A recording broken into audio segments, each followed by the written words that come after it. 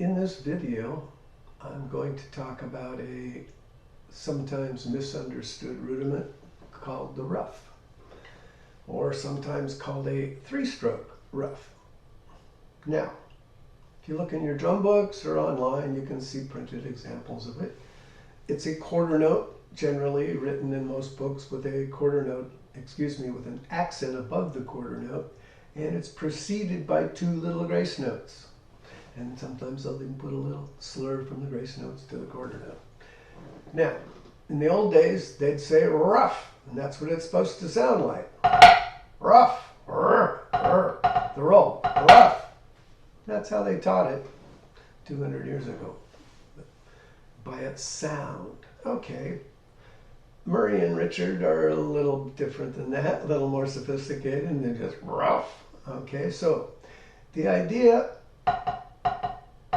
is that those two grace notes are the same idea as a flam. Now, if you haven't watched my other videos, I would recommend you go back and look at the instructions and the concept of how Murray and Richard teach you the flam. So this will make a little more sense. But I'm going to play some alternated flams using what Murray and Richard called the up and down stroke. If I take one hand away and you look at it, the grace note is played by bending the wrist and then followed up with that motion in the wrist, which transfers the energy for the grace note with the accent. My accents are created by falling weight, not by me pummeling the drum harder. The force is created by gravity pulling the weight down. Up, fall, down. That's the difference between Murray and Richard and the marching methods.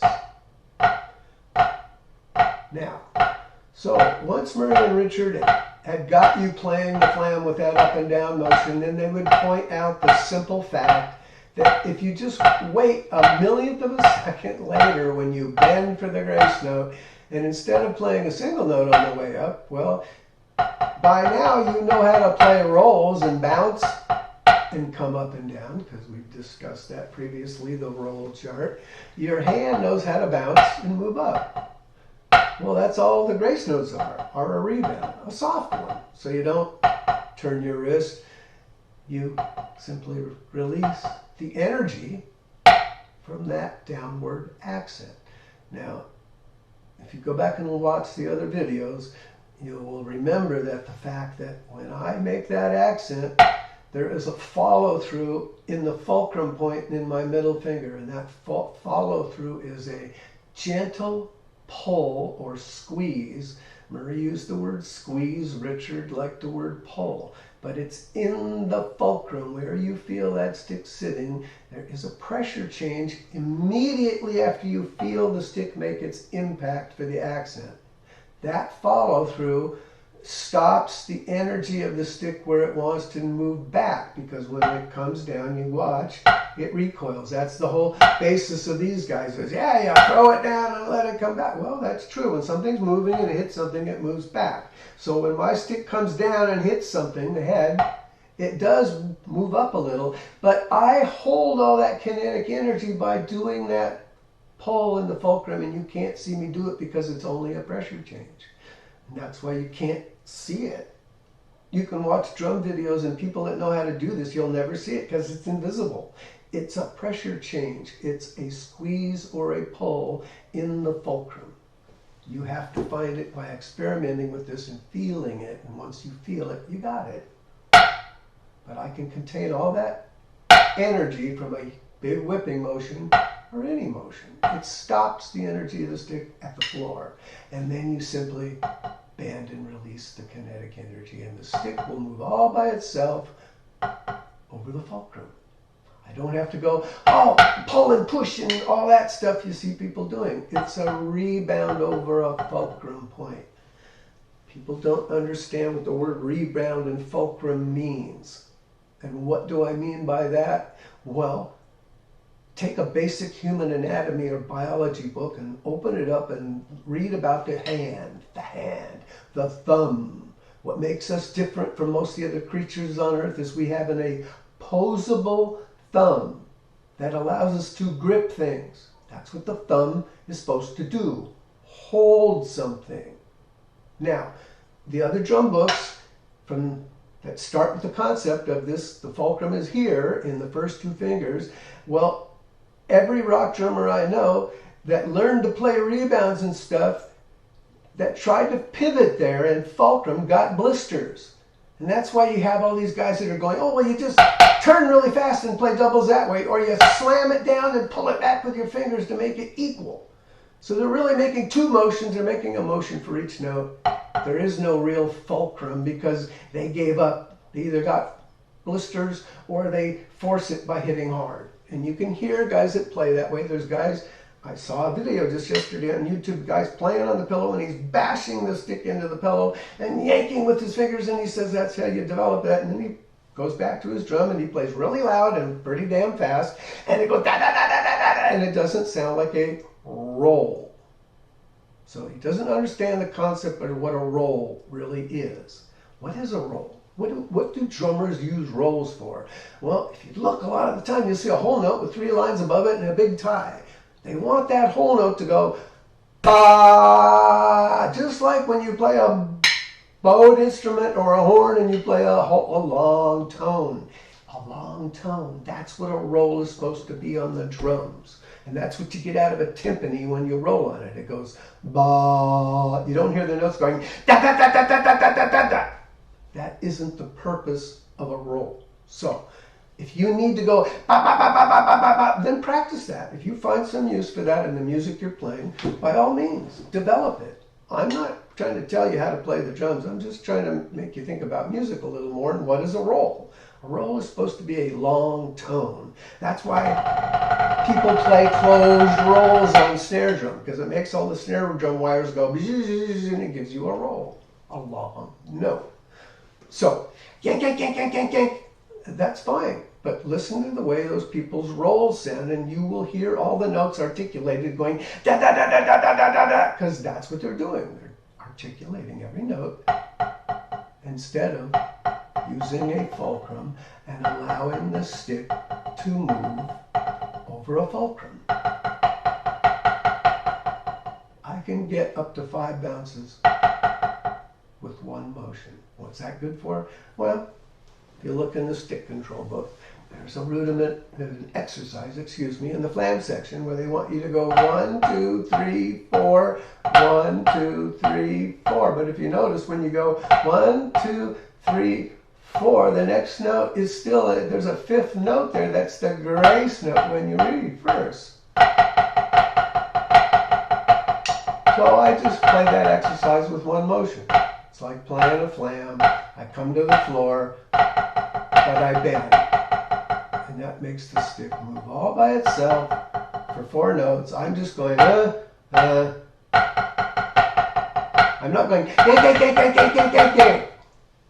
I could, if I needed to, but I could turn my wrist too. There's a lot of ways to play 4 notes in a row, but has some uses. It's there in stick control. How are you going to play it? That's how I play it. Okay? Anyway, go back to this Ruff concept. Now, there's another version of the Ruff that isn't like the flam with an extra grace note. The Ruff, the traditional way. Okay? The other one that Murray handed me at a lesson was called the tap Ruff. And when I looked at it, it just said 8th note with an accent, 2 16th notes. 8th note with an accent, 2 16th notes, 2 4 time. Oh, okay, 1 and a 2 and a 1, and you accent the downbeat. 1 and a 2 and a 1, and I didn't really understand the importance of that. I just thought, oh yeah, okay, I did, yeah, I can do that. Yeah, the way it's written, I can do it. What's it for?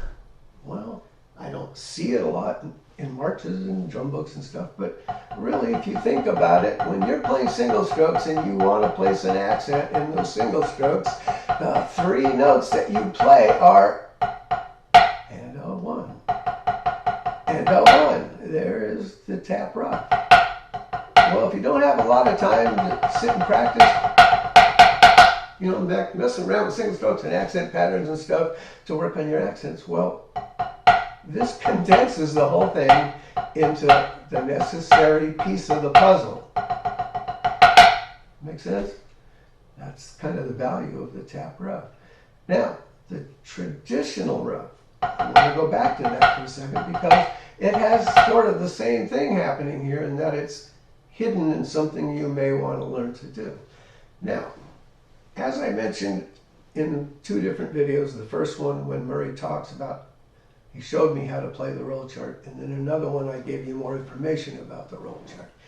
Now, in those videos, I discussed the fact that Murray taught me how to alternate the 7-stroke roll, which in this world you don't do.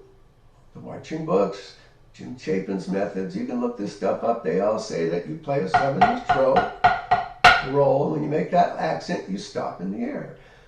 Well, that's fine if you're going to be a marching drummer. But I don't like that limitation of the fact that I'm up here, and what if I wanted to do something soft with this hand right afterwards? Well, that's what I do when I practice that Ruff. I come down to the floor, I hold the kinetic energy and release it. Well, that's the same thing you do when you're rolling and want to alternate the 7-stroke roll. It's the same feeling in your hands. It's just the idea of opening those 16th notes up on the Ruff to 16th notes, and a 1 and a 2 and a 1 and a 2, and that helps keep it open. And if you give it a little toss, well, now it's up to the volume of a roll. They're sort of the same thing. They're very, very similar. So that 3-stroke Ruff is not just for roughing, it's for reversing a roll that supposedly doesn't alternate. There's the alternating 7-stroke roll. Now, you can also use it to not alternate a roll that's supposed to alternate. And I find that kind of useful because the 5-stroke roll wants to go back and forth.